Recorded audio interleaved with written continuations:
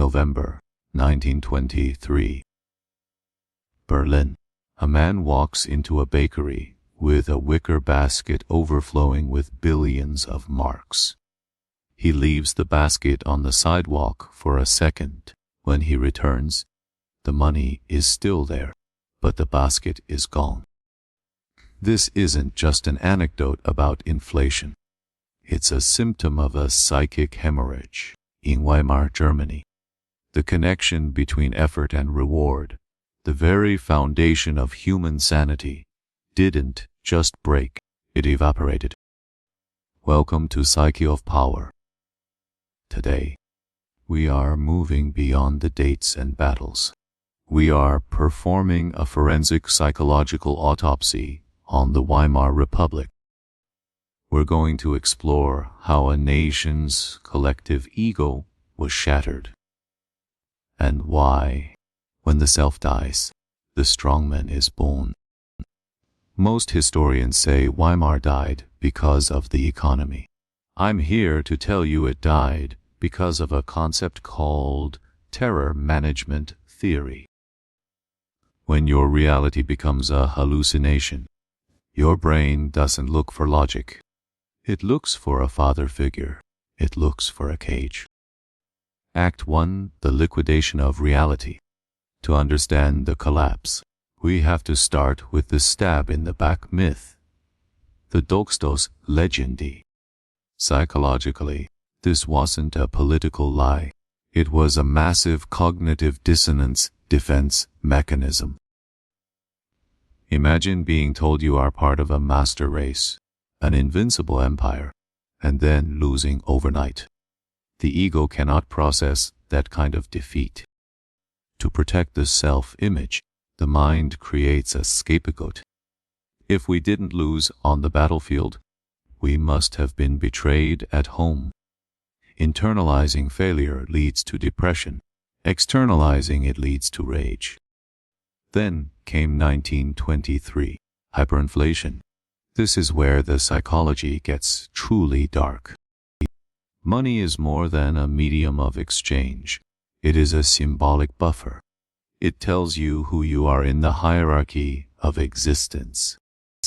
When a lifetime of savings, years of discipline, sweat, and moral rectitude becomes worth less than a single matchstick, you don't just lose your wealth, you lose your moral compass. This brings us to our first psychological deep dive, learned helplessness, a concept pioneered by Martin Seligman. Seligman found that when organisms are subjected to unpredictable, unavoidable pain, they eventually stop trying to escape. They become passive. They wait for a master to decide their fate. In 1923, the German middle class reached a state of collective learned helplessness. The rules of the world had been deleted. If hard work equals 0, then why work? If being good leads to starvation, then why be good? This created the first cognitive reversal. The public didn't want freedom. Freedom felt like a void. They wanted order at any psychological cost. But here is the unexpected part. The chaos didn't just breed misery. It bred a terrifying form of liberation. When the future is dead, the id, the primal, impulsive part of the psyche, takes the driver's seat. Act 2, the manic defense. We call the mid-1920s the golden 20s. But from a clinical perspective, it looks more like a manic episode.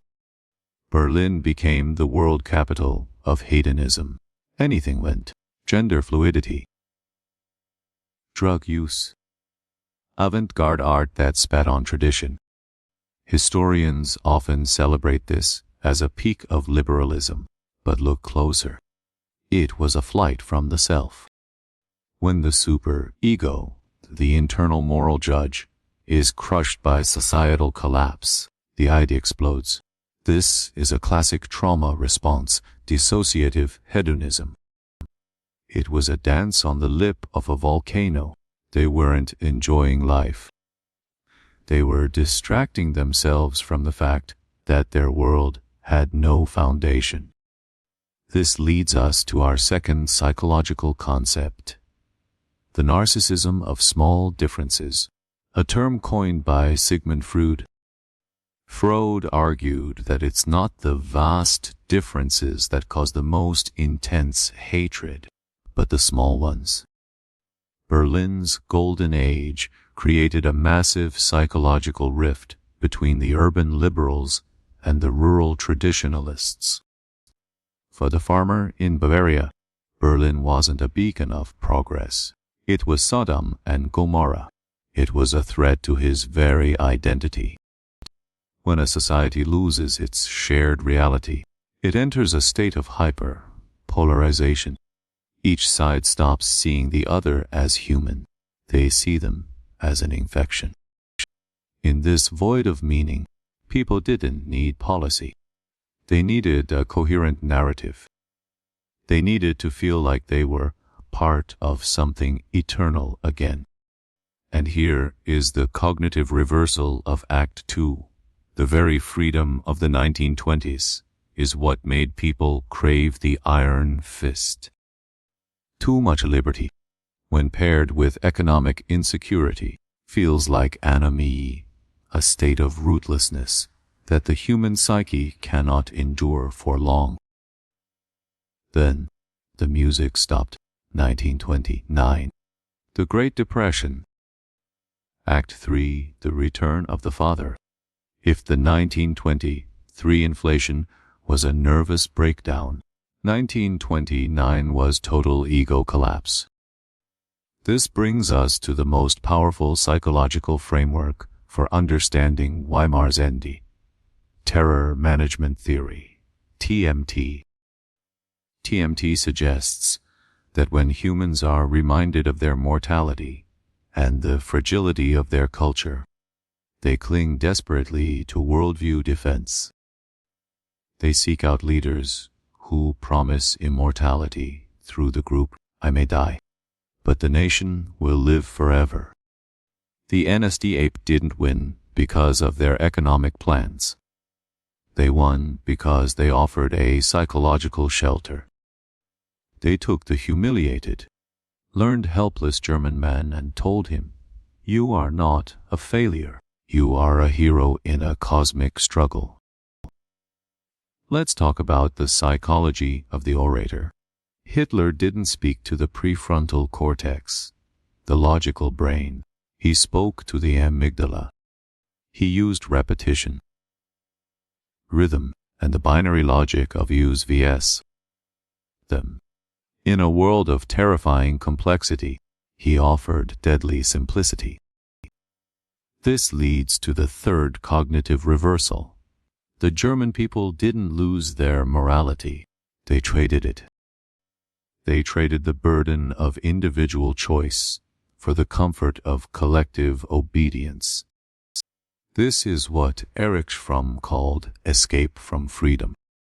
Fromm argued that for many, the loneliness of being an individual in a chaotic democracy is more terrifying than the cruelty of a dictatorship. Totalitarianism is the ultimate father figure. It tells you what is true, what is good, and who to hate. It removes the existential anxiety of living. By 1932, the Weimar Republic was a ghost state. It existed on paper, but it had died in the minds of the people. When the center cannot hold, the human psyche gravitates toward the extremes. Neutrality feels like cowardice. Nuance feels like a lie. In the final elections, Germans weren't voting for a government. They were voting for an identity. The fire wasn't just a building burning. It was the final dissociation. The moment the emergency became the permanent state. This is the shadow work of history. We like to think we are different. We like to think we are more evolved. But the psychological hardware hasn't changed. The same triggers, economic humiliation, cultural fragmentation, and the death of truth are still there. Weimar is the perfect laboratory for human fragility. It shows that civilization is not a destination. It's a psychological state that requires constant maintenance. When the social contract fails, the biological instinct takes over. And the biological instinct is not democratic, it is tribal. This is the post-traumatic stress of an entire nation, the amnesia of the guilty. Reason is a thin veneer. It sits on top of a bubbling cauldron of primal fears and needs. Weimar didn't fail because the Germans were evil. It failed because they were human. And humans under extreme pressure are predictably irrational. We have explored the liquidation of reality, the manic defense, and the return of the Father. The question isn't, could it happen again? The question is, are we already in the middle of it? When you see the death of truth in your own time, remember the postage stamp of 1923. When words lose their meaning, people lose their soul. Democracy is a psychological achievement. It requires the ability to tolerate ambiguity. Totalitarianism is the refusal of ambiguity. It is the death of the question. We must protect the space for the individual, because when the self is overwhelmed by the system becomes a monster. The Weimar Republic is not a chapter in a textbook. It is a mirror. What do you see when you look in? Do you see a citizen? Or do you see a subject waiting for a savior? History doesn't repeat, it echoes. And the echo of Weimar is getting louder. The choice is always there, between the hard truth and the comforting lie. This has been a deep dive into the crisis psychology of Weimar Germany. We've seen how inflation dissolves the ego, how hedonism is often a trauma mask, and how fear leads to the iron cage. The price of order is often the individual. If you found this autopsy of history valuable, subscribe. We go deeper than the surface. Stay sharp. Stay individual. Because the architecture of chaos is built one compromised mind at a time. Don't let your soul be the next currency to be devalued.